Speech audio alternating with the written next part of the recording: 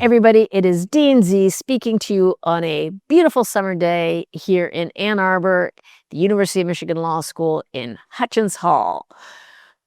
I have only two questions that watchers, I was going to say readers, that watchers sent in, but they're a little bit bigger, so I wanted to have two of them in one episode. They're not long enough for one episode, but they couldn't go in a big Q&A episode either. They're too long for that. Okay, so one question is about Addenda, and one question is about holistic admissions. I'm going to start with the holistic admissions question.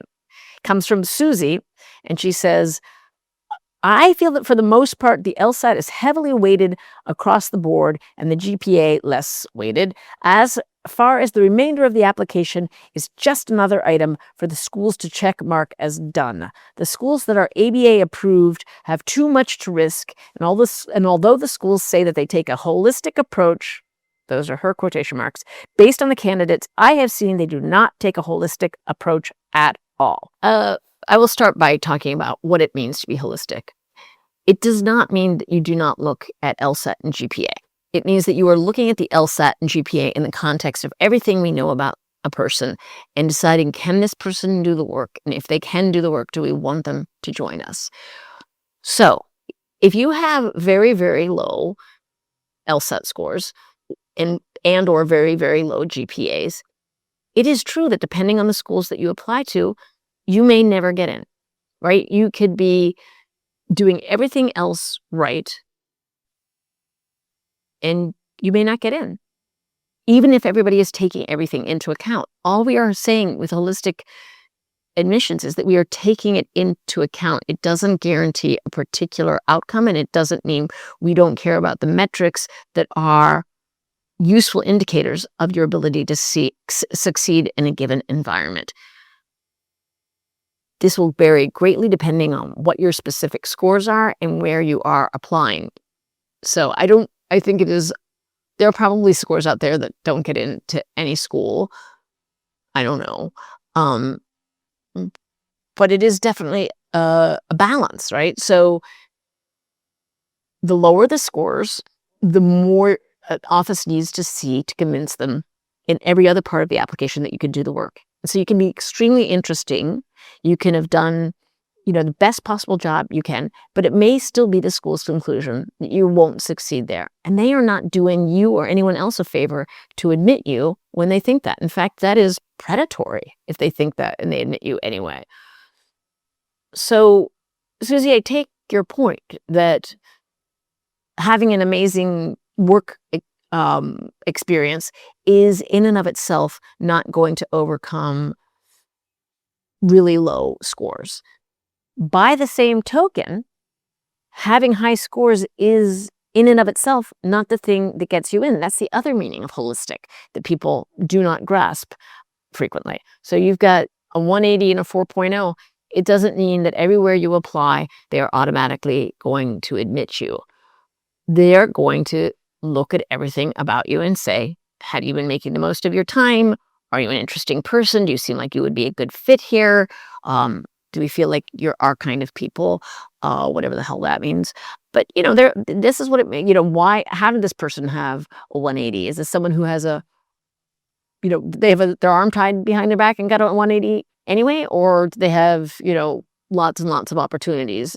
It's not like, a 180 is and a 4.0 is always impressive, but you do want to understand the context in which it arises, right? So you're looking at the major, you're looking at the school, you're looking at, everything that we look at in holistic admissions. So it is neither a guaranteed yes nor a guaranteed no, right? It just means we're considering everything you tell us. So thanks for writing. I hope I convinced you a smidgen anyway, but I will understand if not. Someone else wrote to say, when I leave as Dean of Admissions, do I think the person who takes my place will be as committed to holistic admissions as I am? And I want to give a very resounding yes to that. I get to do what I get to do because this law school supports me. And I think this is true for any law school. Like the person in the particular role is carrying out the institutional values and mandates and missions, right? It's not that the Dean of Admissions himself or herself is getting to make all this up. They get, particular guidance and instruction from the dean of the law school, who in turn is guided by the faculty as a whole. So, Michigan has a very strong tradition going back decades and decades of holistic admissions process. The fact that I am in this role or not in this role does not actually speak to that at all. So I have a great deal of confidence that the new person will be doing things much the way I have done them. Although I also expect and trust and hope that they will do things a little differently too, because, I've been doing this for a long time. We can maybe stand to reinvent a few things. Okay. The other issue I wanted to address had to do with addenda. Specifically, how many addenda is too many addenda? I feel like I have a lot of small notes. This comes from someone named Samuel, by the way, but I also have a tendency to over-explain myself. For example, I want to note that the reason many of my jobs in college have lasted only a year is that students are expected to step down from a given role after an academic year to give someone else an opportunity. But I also wanted to note that one low grade was due to a medical issue, and that a 2-month gap in employment was also due to a medical issue. But I don't know if that's too much information.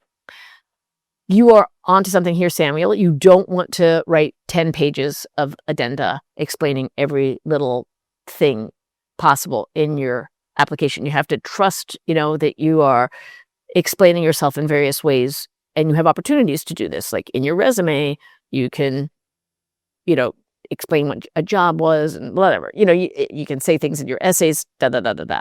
The addenda is specifically for things that cannot be explained in any other way, and you just feel like it's not going to make sense without an explanation.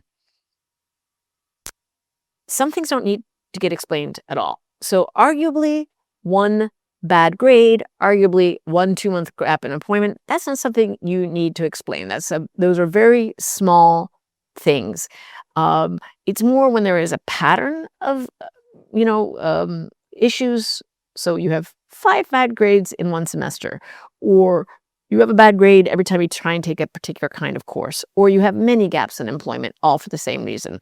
That might be something more worthy of explanation as opposed to just little one-offs here and there.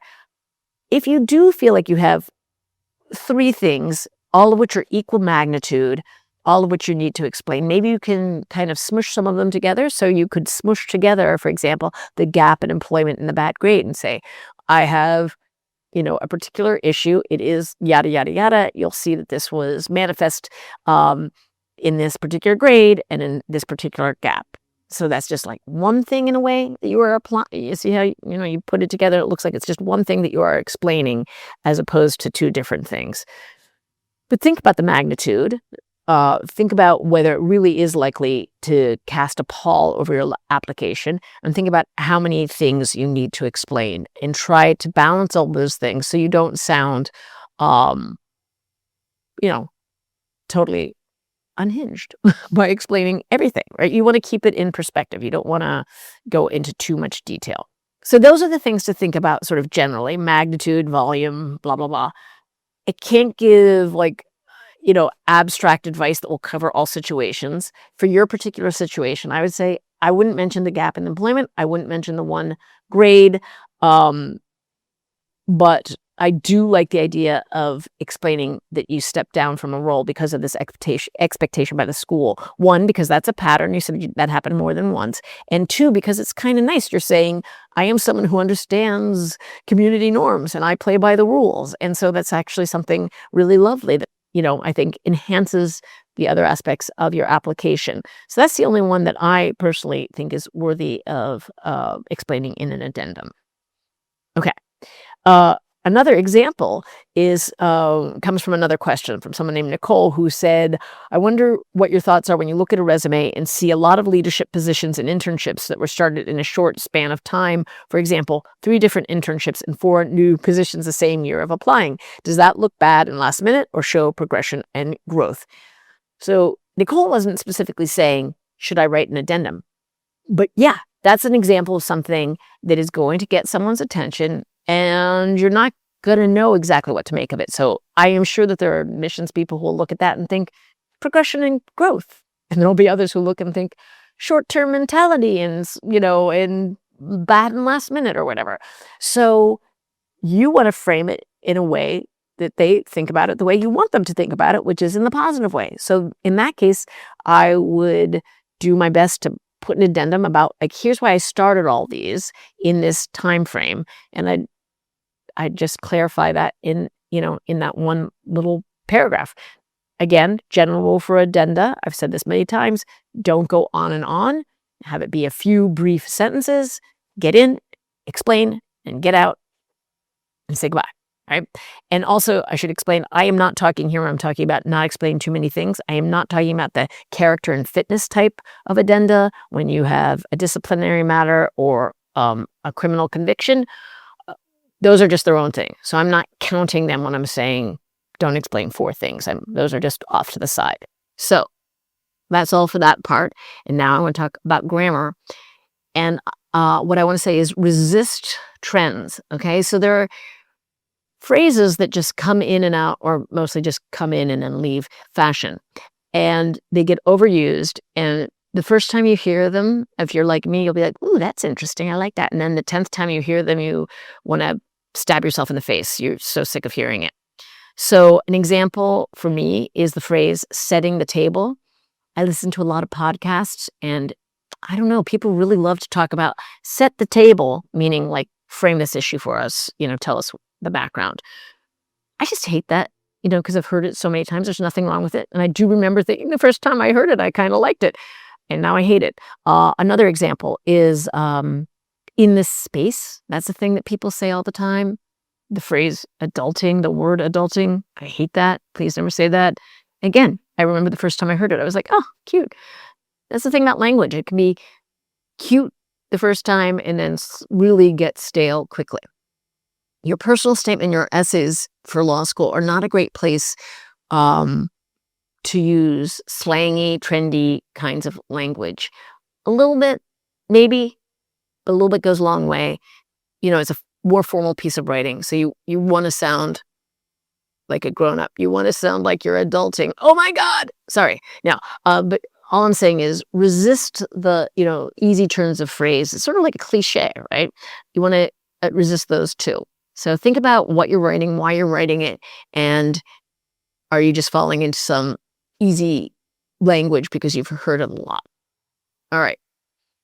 That's all I got. Thank you so much for writing in. Please keep those cards and letters coming. It's really useful for me to know what is on your mind. You can email us at law.jd.admissions@umich.edu and put vlog in the subject line. Or you can just put it in the comments below, and Dustin will very cleverly and helpfully gather them together, and we will figure out what we want to do from there. So thank you to Dustin, because he did do that, and it was very helpful. And what else? Oh, yeah, wherever you go, go blue.